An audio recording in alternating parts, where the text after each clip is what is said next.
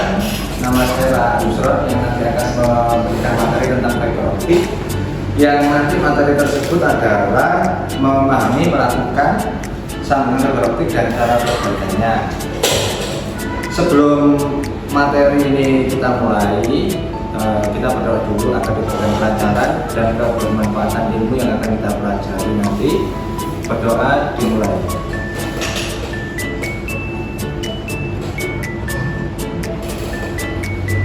Selesai.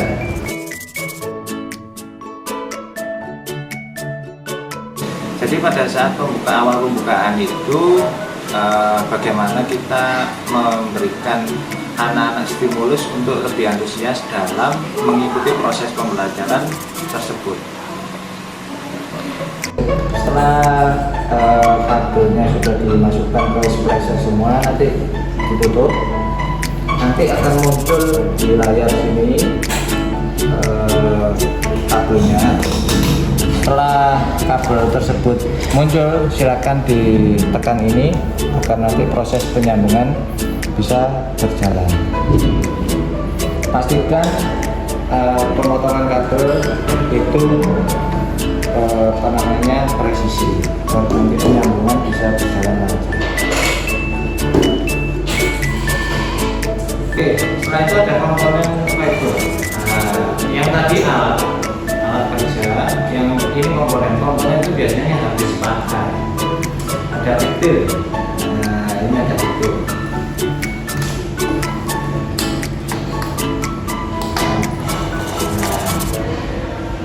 Ini ada fitur. Fiturnya ada dua jenis. Yang ini untuk rumahan atau dalam rumah. Yang di sini untuk di luar. Karena secara jenis kabel ini berbentuk ini lebih kuat. Terus ada namanya PS. PS itu protection slip, untuk melindungi pada saat kita sudah nyambung itu dipakaikan PS ini, protection slip. Terus ada patchwork. Patchwork itu yang ujung satu sama ujung satunya itu ada. Nah, di sini ini patchwork. Ujung satu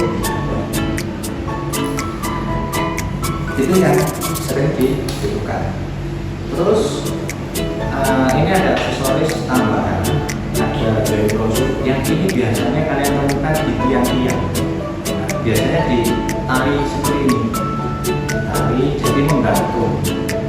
Posisinya tidak boleh portrait, harus landscape. Terus setelah itu ada ODF, ODC, ODB, ODP, roset.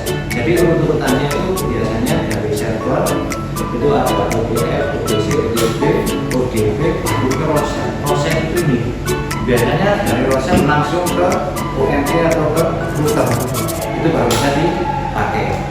Nah, apakah nggak boleh Pak satu item nih nggak ada lalu langsung ke ODC gitu? Bisa, tapi secara fungsinya itu beda-beda. Biasanya di tiang itu pasti ada ODP. Kadang satu kecamatan ada satu ODP atau ODC. Nah, nanti per kelurahan atau per desa itu baru ada tiap-tiap RT atau RW ODP. Jadi untuk membagi, jadi dibagi lagi. Oke, ada pertanyaan anak-anak? Oke, jadi kita langsung praktek aja untuk splicing-nya ya. Jadi tahap-tahapannya seperti ini. Setelah kabel dimasukkan semua, kita tekan tombol ini. Nah, itu nanti proses penyambungan akan berjalan. Jika sudah berhasil, maka akan muncul tulisan sukses di splicernya. Terus ada lossnya berapa? Di sini 0,02 dB. Itu masih bisa digunakan.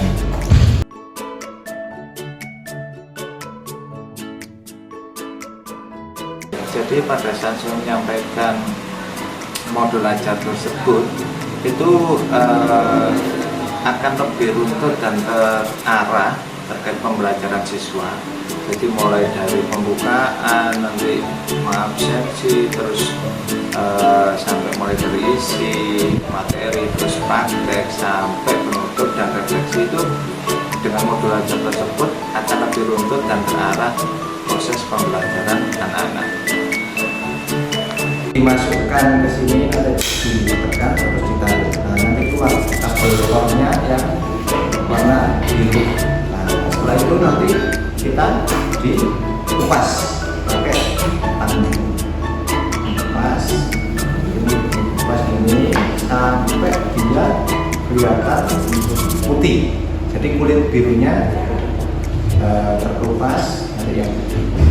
Begitu pun nanti ujung satunya kita pisahkan dulu kawatnya. Setelah itu kita kupas lagi, dikira-kira aja, jadi jangan terlalu pendek ataupun jangan terlalu panjang untuk pengupasannya. Setelah itu juga dikupas. Setelah dikupas nanti baru kita sambungkan menggunakan patch cord, ya. Nanti kita sambungkan. Action. Oke, setelah proses flashing selesai, setelah itu kita harus memanaskan protection sleeve-nya. Jadi harus hati-hati ya. Nanti ditakutkan nanti kabelnya akan patah. Jadi satu aja. Oke, setelah ditutup, nanti indikatornya sudah mati, baru bisa dibuka. Nah, prosesnya sudah selesai seperti ini. Nah, jadi ditunggu dingin dulu karena ini kondisinya masih panas. Oke, nanti setelah itu kita cek menggunakan OLS. Oke, ini alat OLS untuk mengecek apakah itu sudah tersambung apa belum. Jadi nanti dinyalakan akan nyala di ujungnya seperti itu. Proses flashing selesai, nanti protection sleeve-nya itu dimasukkan seperti ini. Nah, itu setelah itu dipanaskan ke sini.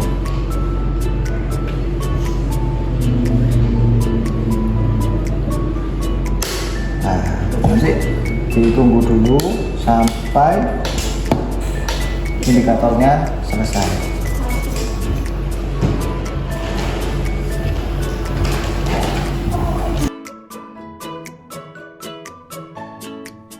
Oke, jadi pada saat pemaparan materi mungkin ada beberapa poin yang kita sampaikan yang memang itu benar-benar penting. Setelah itu anak-anak memang kita minta untuk improve. Jadi mana hal yang urgent dipelajari dulu, dipahami dulu, itu nanti kita sampaikan. Selebihnya nanti anak-anak improve untuk belajar sendiri. Setelah itu, setelah materi disampaikan, pada saat simulasi praktek saat kami menerangkan itu anak-anak antusias mengikuti step by step sesuai prosedur dan keselamatan kerja, itu yang paling penting. Nah, setelah itu baru diskusi. Nah, diskusi bagaimana prosesnya. Jadi anak-anak melihat sendiri, terus mencoba sendiri, berkreasi, pasti ada gagal, coba lagi, ada gagal, coba lagi, sampai ada menemukan proses, oh seperti ini ternyata prosedur atau stepnya. Jadi tadi prosesnya pasti nanti akan memenuhi ketidaksesuaian, dan itu pasti akan berubah lagi. Nah, yang paling penting itu adalah jika gagal terus mencoba pasti berhasil. Jadi keberhasilan itu kegagalannya, keberhasilan tertunda. Oke, silakan dibagi menjadi 2 kelompok. Nanti silakan dipraktekkan. Oke, ada pertanyaan? Tidak ada. Oke, silakan dikerjakan.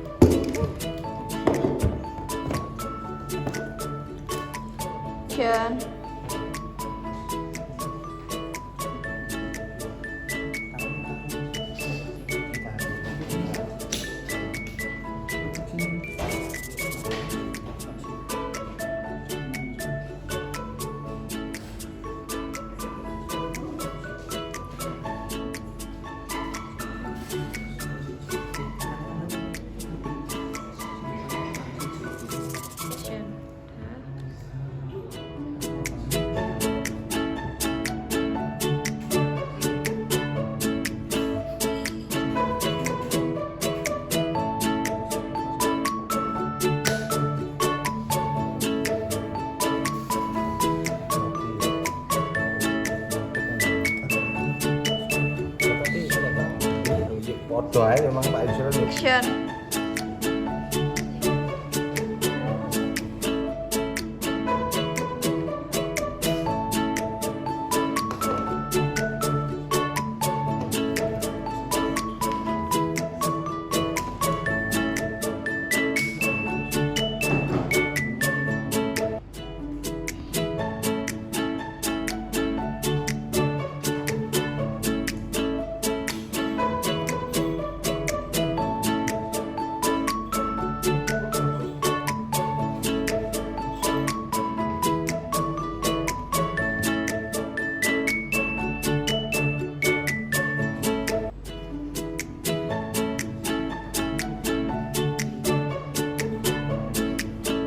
Action.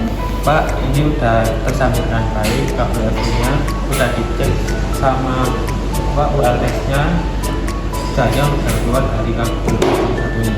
Oke. Pak, ini kabelnya sudah tersambung dengan baik, cek dengan OLS sudah tersambung, itu sudah menyala di ujung kabelnya. Oke. Cut.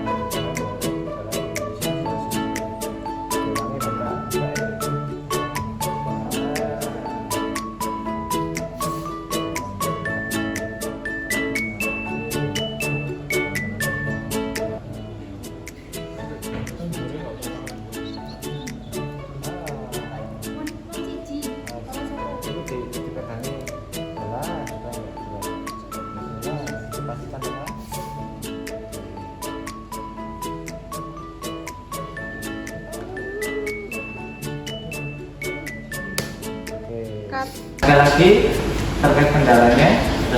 Apa?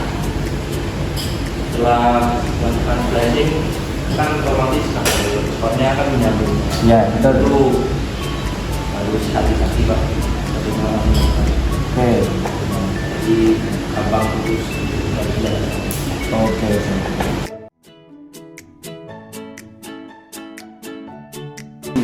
Oke, evaluasi yang kemarin kami lakukan. Jadi untuk anak-anak memang karena ini memang hal baru untuk anak-anak. Jadi ada proses untuk penyesuaian pemahaman. Tapi paling tidak anak-anak sudah tahu dan mencoba sendiri bagaimana praktek penyambungan fiber optik tersebut. Kegiatan praktek fiber hari ini sudah selesai dan kalian sudah bisa melakukan dengan baik. Tapi di dalam proses praktek tadi, apakah ada kendala-kendala yang dihadapi? Tidak ada. Apa, Amelia? Ya. Oh ya. Oke, jadi permasalahannya pada saat pemotongan kurang rapi dan solusinya harus motong lagi, ngulang ya. Oke, ada lagi? Ada loh. Oke, jadi kendala-kendala tersebut itu sudah ada solusinya. Jadi percobaan itu tidak selamanya satu kali, dua kali itu langsung berhasil. Nah, terus terima kasih sudah mencoba dan tidak menyerah. Itu yang paling penting. Nah, mungkin nanti ke depannya kalian juga akan lebih hebat daripada di satu sisi. Nah, pasti saya. Oke, jadi kemarin pada saat penutupan kami menyampaikan bahwa tiap anak itu pasti memiliki potensi masing-masing, keunggulan masing-masing.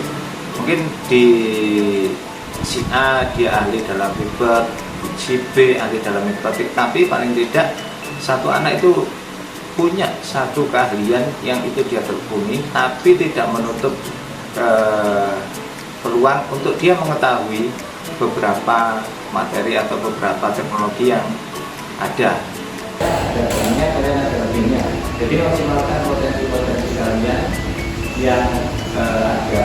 Jadi mungkin kalian di cyber itu yang ditekankan.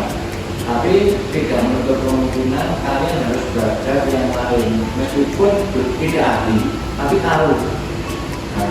Jadi ibaratnya satu orang atau orang itu punya satu keahlian khusus, tapi tetap tahu hal-hal yang lain. Jadi ada spesifikasi, contoh kayak tukang bagian ngebor, dia biasanya ahlinya ngebor, tapi masa metal bisa, cuma juga aset. Jadi kebiasaan itu akan menjadikan kalian lama-lama akan ahli. Itu yang positif. Jangan sampai kebiasaan yang negatif itu dilakukan secara terus-menerus, itu tetap akan menjadi karakter atau itu dari Pak Isra. Tetap belajar hal yang baru, tetap diakui hal yang baru.